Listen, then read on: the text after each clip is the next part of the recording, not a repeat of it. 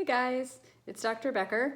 I'm back for a seasonally important topic, which is dry nose and nosebleed.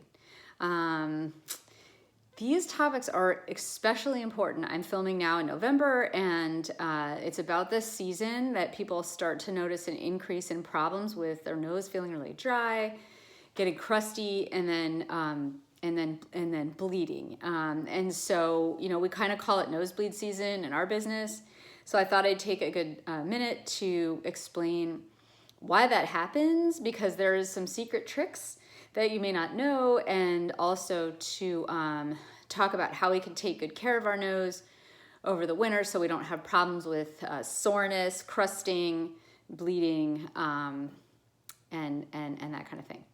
So I know it seems kind of obvious that a lot of people think, well, my nose is dry because it's dry out. And that is, of course, true. But there's a kind of a secret that you might not know, which is that when noses feel very dry, and they seem to not get better if we just put some, saline in there or some Vaseline on them or something like that, they just seem to be staying dry. It's often because they have a little bit of an infection also. So when the nose gets all dried out, it can get sort of these little bacteria that live up there can get in there and make sort of a chronic irritation that just makes everything worse. So I'll go into a little more depth about that, a little bit of depth about how to prevent that infection and also how to treat it if it happens, and then hopefully the nose will get back to feeling great. So first, the obvious thing, in the winter, when it's cold in the cold parts of the world, the water in the air is less. And that's just a fact about, what happens. Air doesn't hold water when it's cold. That's why dew falls overnight. When it cools down, the air drops the water out of it onto the grass. Or frost, same idea. So when it's cold outside, the air doesn't have much water in it. None of the air in the outside world. And then when that air comes into our house, unless we add humidity to it with a humidifier or with a heating system that provides humidity, or with like the old pan on the radiator, which was always a good, always like an old-fashioned remedy, that's still a good idea, the air is going to be dry. So people can often blame their heating systems and say, well, I have forced air or I have baseboards. But the fact is, any type of heater, even radiators, is going to give you dry air, unless you actually add water, because the whole world is dry when it's very cold out. So that is a point one that I want. One point that I want to make really clear. If you want your indoor air to be more humid, you have to do something. You either have to have an attachment on your heater, or you have to add humidity somehow to the air. So in that way, for that reason, I do recommend for people who struggle with dry nose in the winter using a humidifier in your bedroom. I personally prefer the ones that are made with steam. I think they work a little bit better than the cool mist. There's reasons not to use steam if you have small children and you don't want them having a burning hazard, things like that. Although many humidifiers are pretty safe in that regard. They're much better than the old-fashioned ones. But basically, a humidifier by your bedside at night can really help your nose to breathe more warm and humid air, and that will help keep it from getting dried out in the first place. The other thing that is really helpful for keeping the nose from getting dry is actually just saline. Okay, so this is a bottle of pressurized saline. You can get it anywhere, pharmacies, supermarkets, and it just sprays a fine mist up your nose. It's just saline, so it doesn't hurt at all. It's actually kind of refreshing. It's a little shot of saline, and it feels nice, moisturizes, kind of gets any little dry crusts like loosened up. So that can be done anytime, anywhere. And some of our patients will do that several times. I squirted myself. We'll do it several times a day, just to help keep the nose moisturized and kind of keep the mucus from getting dry and crusty.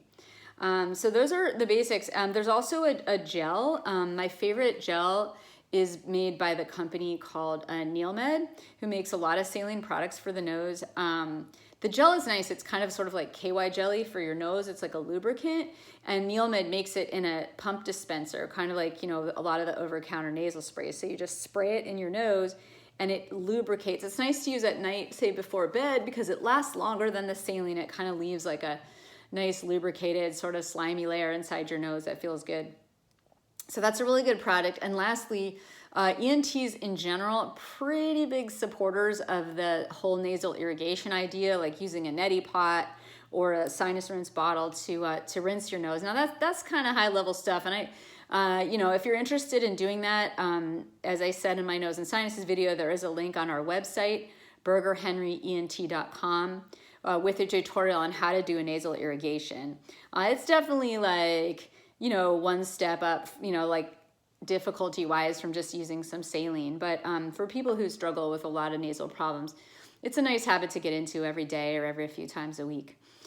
So that's the sort of idea around keeping your nose from getting dry. So humidity, saline, gel, and saline irrigations.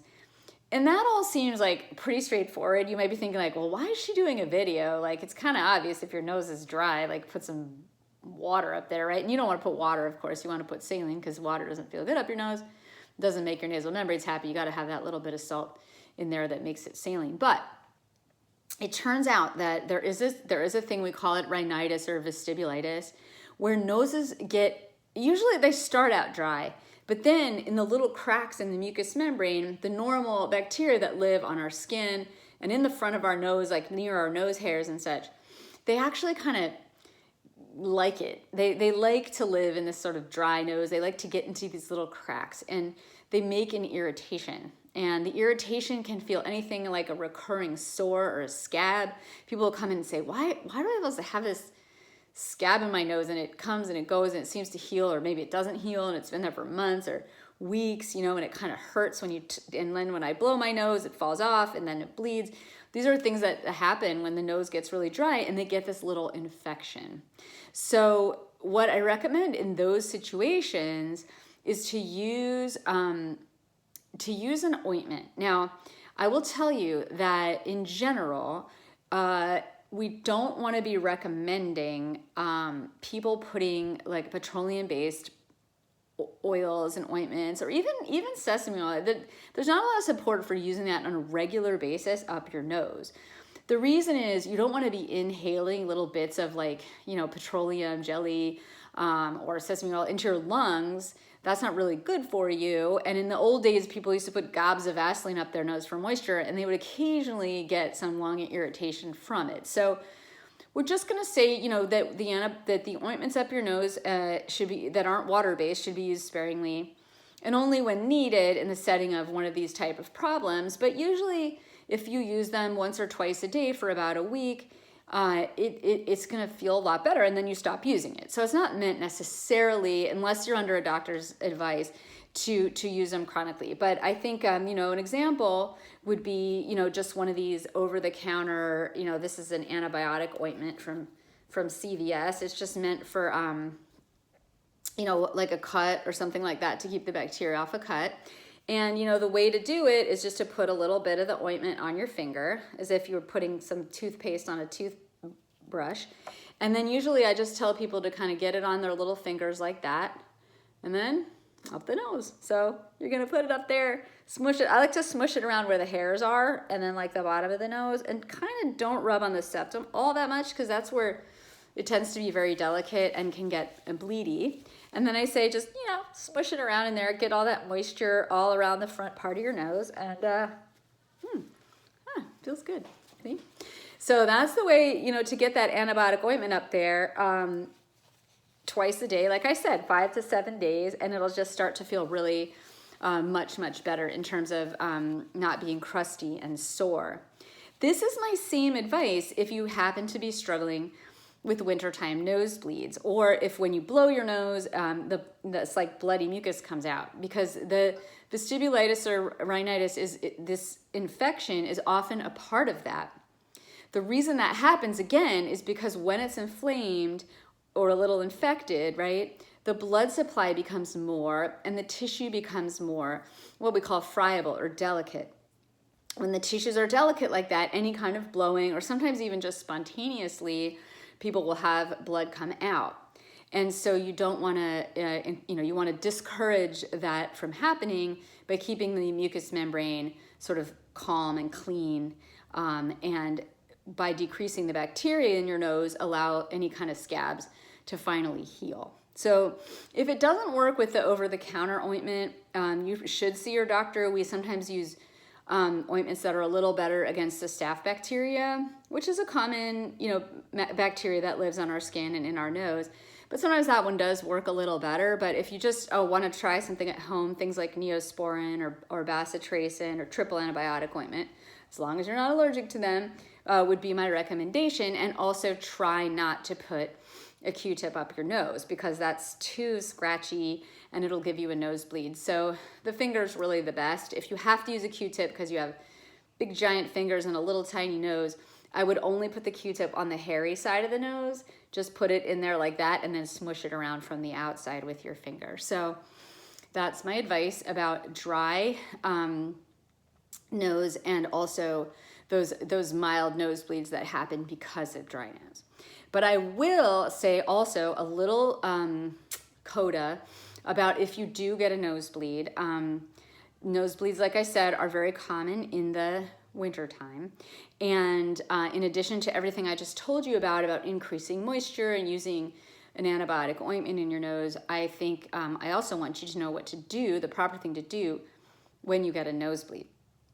So first of all, surgeons have a saying, all bleeding stops, which is meant to be ironic because, of course, either you stop the bleeding or like the patient dies, right? But we want to be sure that we know that bleeding will stop. All bleeding needs to stop is it needs the blood flow to stop flowing. So in surgery, even when we're doing surgery inside someone's body, one of the ways we get bleeding to stop is we just press on it. We call it direct pressure, right? So whenever there's a hole in a blood vessel and the blood's pouring out, the blood can't form a clot and stop itself from flowing. So the blood flow has to be stopped. Once it's stopped, the little blood cells, like the platelets, can hold each other's little hands and make a little plug then the body starts to heal and stop seal up the bleeding blood vessel. So with a nosebleed, what's interesting is that most nosebleeds come from the pretty far forward in our nose. And even though a lot of times we feel like it's coming from somewhere really up high, it actually doesn't usually. It's usually really the part of our nose that's from our nasal bones, from our face forward. Okay, so that's really the place usually where there's some kind of leak, if we're going to spring a leak. Which means that the way to stop it is to put pressure directly on that vessel. A lot of people you'll see holding up here by the nasal bones. I frankly remember a school nurse telling me to do that too, but it's not right. So we want to not hold high up on there where the hard part of the nose is. We want to hold the squishy part. Basically, you can feel the edge of your nasal bones and you can feel your face, and you want to have that whole part from here. You want to kind of grab it from here all the way forward, hold both sides together kind of tight, like a snuggly little sandwich. And if you hold them from all the way where your facial bones are forward, all the way there, that whole part, really, honestly, while you're holding, bleeding should stop.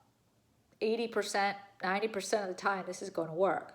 Now, sometimes you got to wait and wait and wait and wait and wait for for that little blood vessel to actually seal. So you want to sit there for like 5 or 10 minutes and try to distract yourself, do something else, listen to music, watch a show, I don't know. But then when you let go of it, it should not be bleeding anymore. You don't want to check too much. You don't want to be like this all the time, right? That doesn't do anything. You just want to hold it and be patient and wait. And then when it's done, you're allowed to clean up so you don't look like a murder scene. But you don't want to be blowing your nose or clearing those clots out of your nose right away at all. You just want to leave it alone and let it settle and let it sit and let it be. And the stuff will kind of melt and come out on its own, and you can get it. But No blowing it out. No like, oh, my nose is filled with yuck now. I got to clear it. You got to wait at least an hour. Seriously, just wait. And then it'll liquefy and come out, and you'll be able to deal with it. But you don't want the bleeding to restart. So you got to allow those delicate little clots to stay where they are by not blowing the nose.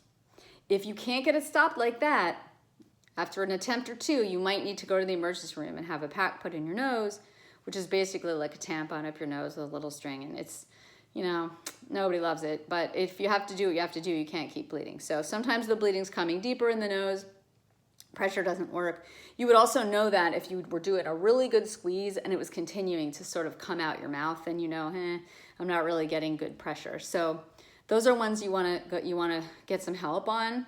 But if you can stop it by holding pressure on the front, you just need to be patient, especially if you're on like aspirin, or if you've taken a lot of Motrin, or if you're on a blood thinner like Coumadin, or one of those type of drugs, or, you know, the Plavix, platelet inhibitors. So any of those is going to make that process take a lot longer, and you're going to have to wait even longer for those little clots to form inside the blood vessel. But basically, that's my advice about nosebleeds. You don't have to do crazy things about putting your head back, or putting ice on your neck, or swinging a dead chicken over your head, or whatever, you know, your friend taught you. You just really have to hold pressure on the right parts of the nose. A little bit of Afrin up your nose can help if you have it around to make the blood vessels constrict. But, you know, but really it's all about direct pressure and patience. So that's the story, that's the scoop, the skinny about dry nose and nosebleeds. And I'll see you guys next week. Hope it was helpful. Bye.